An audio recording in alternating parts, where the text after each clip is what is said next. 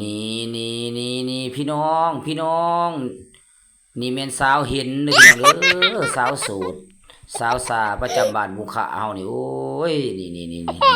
ความงามบ่ให้เว้าโดนนะสาวเห็นนี่นะครองสูตรมาตลอดพี่น้องผู้บ่าวนี่โอ้ย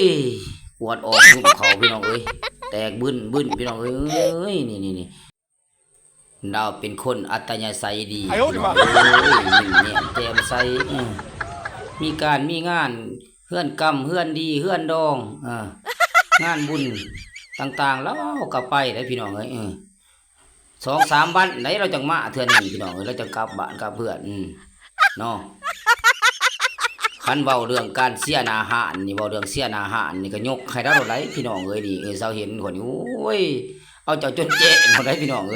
อ้ยนี่งานบุญงานบ้านนี่นี่พี่น้องดาวคล้องโสดมานานพี่น้องยังมาเราเดือดร้อนพี่น้องเดือดไปไสมาไสก็เห็นแต่เจ้าเนาะสาวเห็นสาวเห็นคนงามเนาะเจ้าก็สมซื่ออีเนาะสาวเห็นเนาะโอ้ย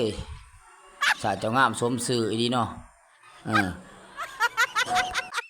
มีผู้เดียวเท่านี้แหละพี่น้อง